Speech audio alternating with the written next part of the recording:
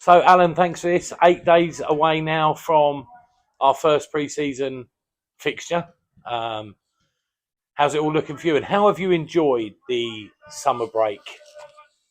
Or not so much of a break The for yourself? summertime. Yeah, I don't think it's a summertime. break. We don't really The get close one of them. season. But no, it's all right. We're not far away now. We've probably got 5 signings to make.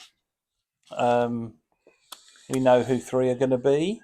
We're just working out details, and then we're still working on options for the other 2. But we're in a really good place.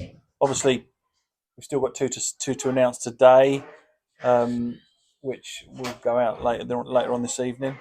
Which, whenever you put this video out, Baz, you're going to hear about those. But yeah, no, we're in a good place. We're very, very comfortable with where we are right now.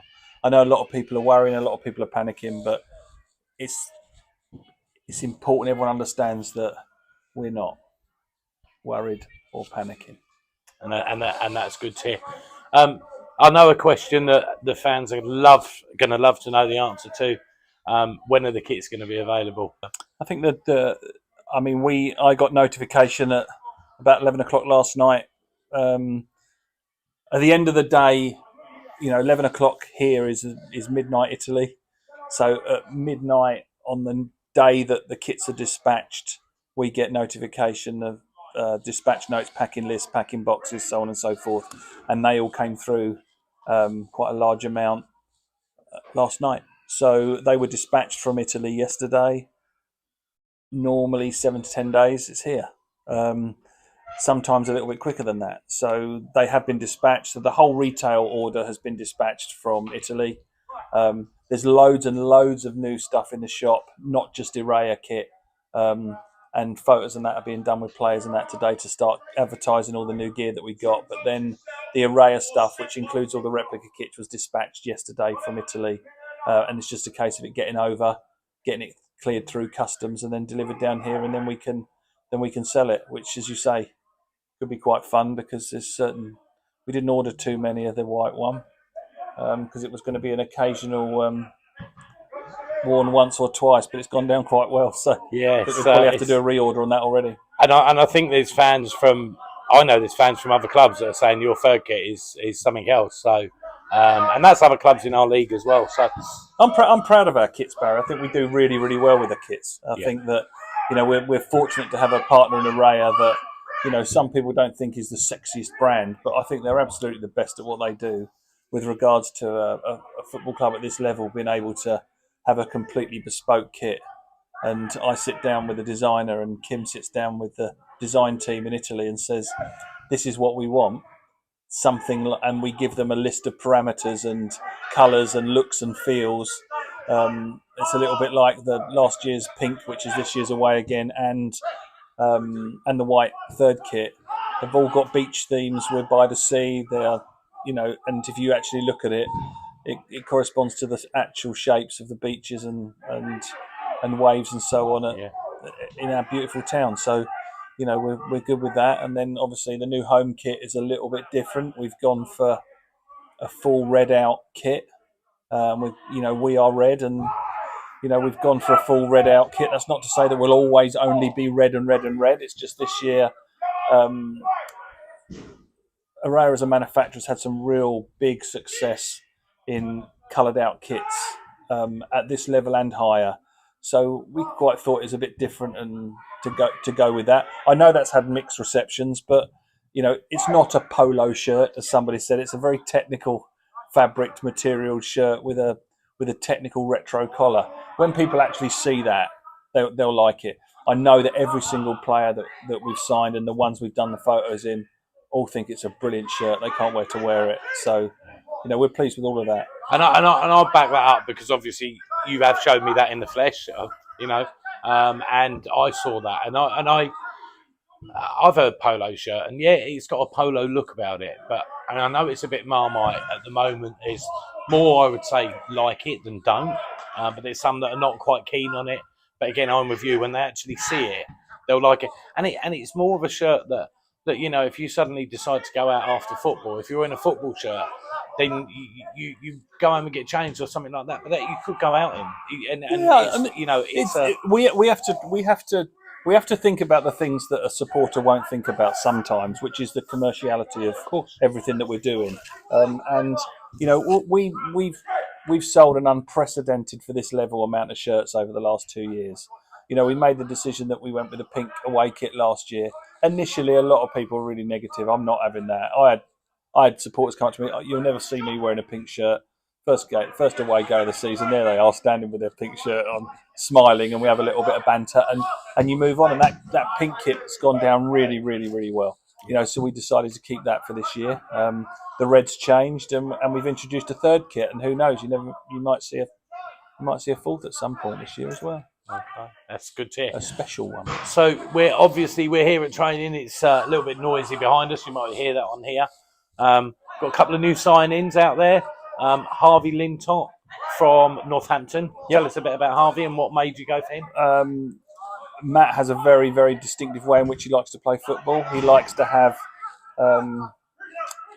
two real good quality fullbacks on each side. You know, we're very fortunate to have Kai and Isaac on our left, and Quickie was on his own on the right hand side, and he needed to bring in another player with as much quality as Dan, so that we're always covered.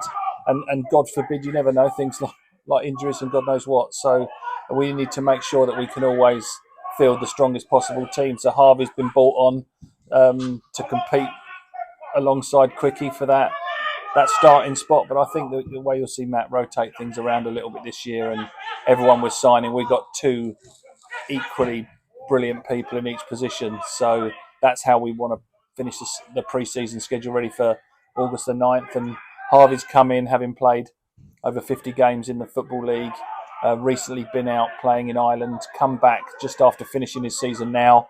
He's fit, he's on fire. His first session this morning has been brilliant, and what a great guy. You know, should he be, you know, are we fortunate to get him? I think we're really fortunate to get him. We've got to thank him for buying into the vision and what we want to achieve here. And thank his agent Phil as well for the work he's done in helping us get that done.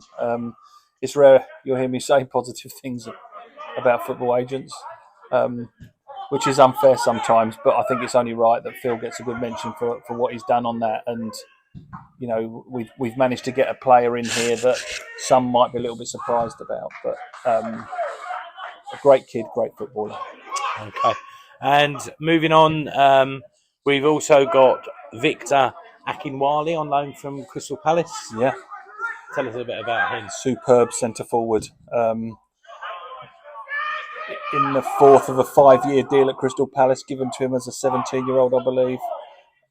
A real good quality centre forward. Palace have never ever let him out on loan before. In his 4 years, they've decided that it's time for him to go out and get some games at a club that they believe will develop and make him better. And we were the team that managed to secure that loan signing. It's a season-long loan from Crystal Palace for a very, very promising, prolific young goal scorer. And again, to be up there to play alongside George Alexander, who we already know is one of the, well, if not the best striker at this level. And, you know, he'll be only better playing alongside someone of Victor's quality. And again, I have to passionately thank Crystal Palace for what they've done in helping us get that done. And the team up there have been absolutely first class with the way in which they've conducted themselves towards us, the way in which they've allowed us and trusted us with the welfare of one of their best young players. And again, which is weird as anything, I want to thank Daniel, his agent, for the work he's done in helping us get that done, because, you know, it's an important part of football nowadays.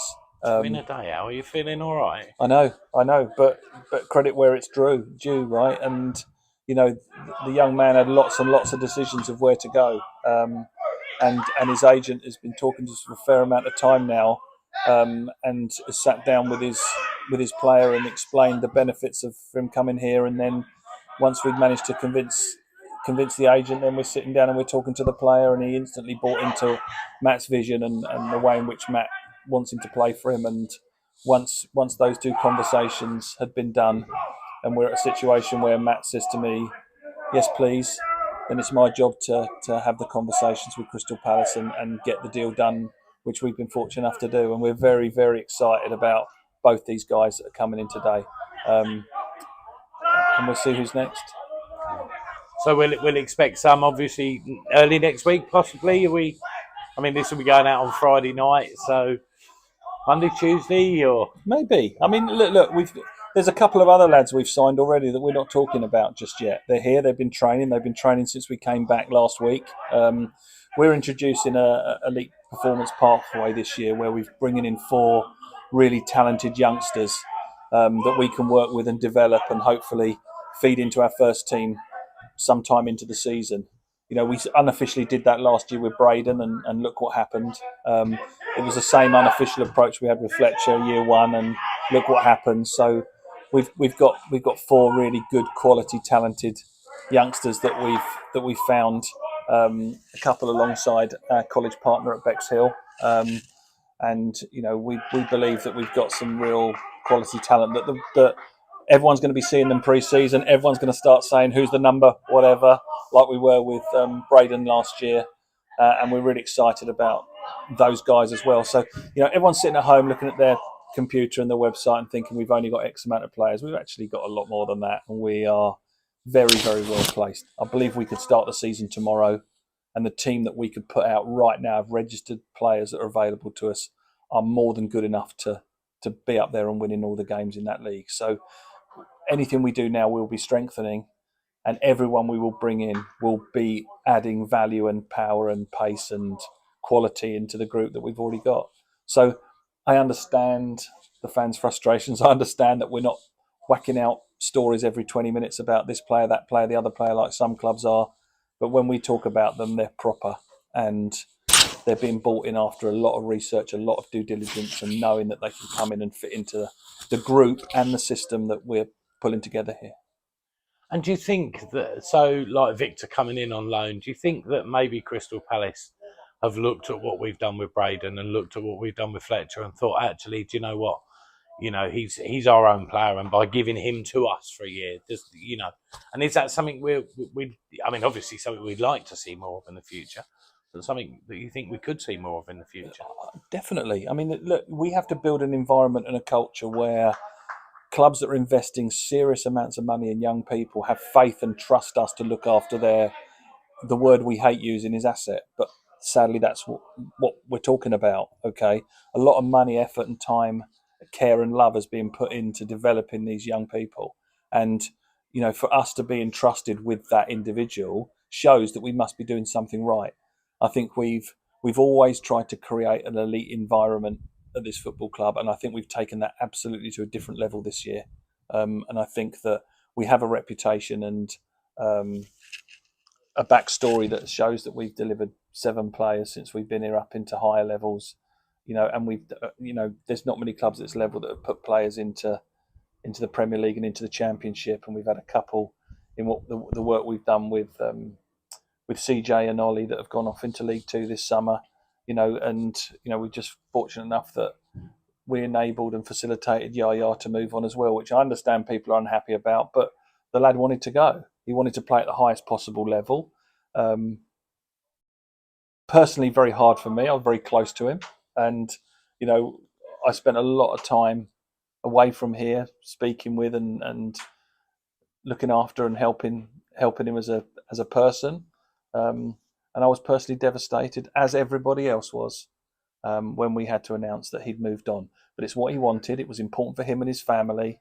And we are certainly not people that are going to stand in the way of people that have done that. Ollie wanted to stay, but it was too good an offer. CJ wanted to stay. It was too good an opportunity for him. The same with Yaya. Alfie needed to move on for other reasons and needed to play part-time and needed to get a job. The same with Classy. Both of them come to us and asked us to do that.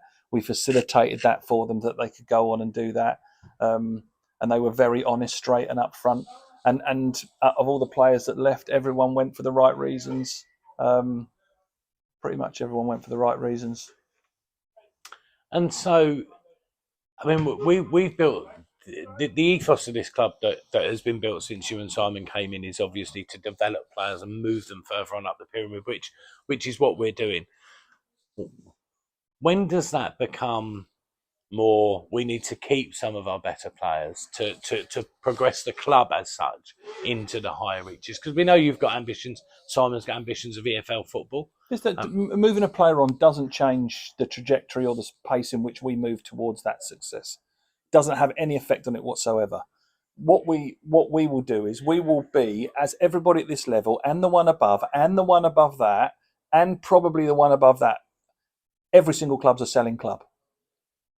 You can't sit here and say we're not selling people. Stupid statement, untruthful statement, and ridiculous one to make. Everyone has to accept, until you're a League One club, even Championship club, you're a selling club, because it's about surviving and it's about generating revenue so that you can exist. We will bring players on and move players until such time that we are moving forward quicker than they are moving forward. And we're not far from it. The players we're signing, it's all about promotions. It's all about elevating what we're trying to do. And if you get a player that is coming on the journey with you at the same pace as you, that player will stick with us and that player will move with us. You know, we have two players now in Quickie and Captain Caveman Freddie Carter that have been. They were two of the first people we signed when we came into the club, and they're still with us now, and they are moving at the pace that we are moving, until such time where they kick on and then they will go, because that's what will be best for them. But any player that moves quicker than we move, you're going to have to accept that they're going to move on. But also, I'll revert back to history and what we've done so far since we've been here. Every single time someone's gone, we've brought someone else in that has been of an equal ability or better. You know, I nearly got lynched when Leon went. I brought Yaya in. Okay, Yaya's gone. We have Joey. No one's seen Joey Footy play yet. He's Yaya Mark II, right? In our eyes, he'll probably let me down now and have a nightmare first couple of games. But listen, every time someone goes on, the intention and the purpose is to replace them with someone of equal ability or better. And I think every single time that's happened, we've managed to achieve that so far. So don't panic, don't scream, don't shout, don't make silly comments on social media. Don't send some of the emails people have sent into the club. I want my season ticket refunded. I mean, wow. You want that? Come and see me. I'll give it to you. Cash out my own pocket. Silly. Just have faith. Just sit and wait. We don't believe we've let you down so far, and we have no intention of doing that. So we're excited, we're happy, we're comfortable, we're confident, and you'll have another great season. I'm pretty positive.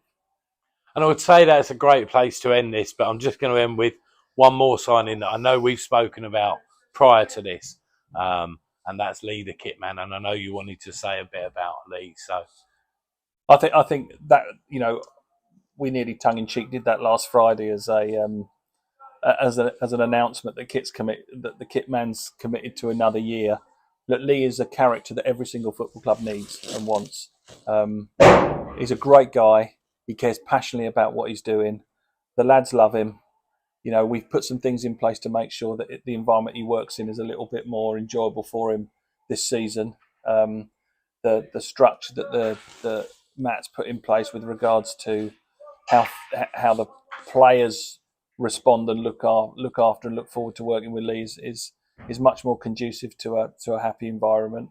But he's in. He does more hours than anyone other than me, Kim, and John. And he's here every day. He's prepped every day. The lads love him. There's always a smile on his face, and people don't understand the importance of a kit man at a football club. And you know, it took us a couple of goes to get what I would call a proper kit man, and we now have a proper kit man. But I'm not going to love him up too much, mate, because he will be carnage for the next fortnight. But have the new players got acquainted with his sense of humour yet and his little practical bits? I'm quite sure most of them don't understand him. His banter's from the 1970s, but it's always clean and it's always safe. But you know, for us and our environment, you know, we have a very, very tight knit, strong management team now that are very, very together in their approach. Everybody understands exactly what's expected of them, and Lee's been absolutely bought into that environment so that he can help endorse and drive those standards forwards. You know, it's not an easy job. That no one really understands what goes into being let's say a kit logistics manager or a kit manager, a kit man. He showed me his whatever you check want. sheet a few times, and it's like, Christ, you know. And You turn up at a match and someone hasn't got their shin pads. It's an end of the world situation for these boys. yeah, Because everything has to be absolutely spot on. And it's his responsibility to make sure that every single person has everything that they need and everyone turns up and they're able to be the best version of themselves. And the responsibility that goes with that is absolutely humongous. But he's doing a great job. We love him to bits. He's a bit mad and funny looking, but he's as good as gold. definitely mad. Absolutely. Right, Al, thanks for this. Obviously, maybe next week we'll have a few more players, maybe, and we can maybe do something. Obviously, Thursday night is the meet the manager night. Maybe something's being kept back for that. I'm not sure, but well, the managers agreed to buy everyone a burger that buys a burger, so it's buy one, get one bought by the manager. So, yeah, you know, Nick's going to be doing his burgers next Thursday night. Coming a little bit earlier. The shop will be open. Who knows? There might be some kit in there. You need to get in early if you want a white one because it's limited, the white kit. But there's also new pink. There's new red. You know, and as well as all the other little bits and bobs you're going to see dripped onto the social feeds over the next few days. Everything from those super husky big thermos flasks down to brand new golf umbrellas. So, you know, there's all sorts of stuff in there that Kim and Zoe are working hard to get ready for Thursday night. And get here early because I think from the response we're getting and people emailing in, it's going to be very busy. So we're expecting it to fill up and sell out. I know the supporters club are going to be present, selling seats for the first couple of away fixtures that we've got coaches booked for, and a lot of our sponsors and partners are going to be along at the event as well. You'll have the management team will be there, and there might even be a few players popping along as well. So Matt's very, very keen to engage and be part of the fan base. And even the new players are fully focused. One of them's even mentioned looking forward to playing in front of the 12th man today. That wasn't and I tell you, he wasn't primed to do that. He'd done his own homework and research on our football club before he walked through the door. So it's exciting times, Barry. Everyone's happy. As Bobby McFerrin sang in the early 90s, go on, give us a song. Don't worry, be happy. I'm not singing it. I'm just Just dropping a bit of pop trivia in. This might have made this go viral. Right? No, it certainly won't go viral, mate, because the editing's going to screw that up. But Cheers, mate. Good luck anyway. That's going out. No problem. Speak to you later. Cheers.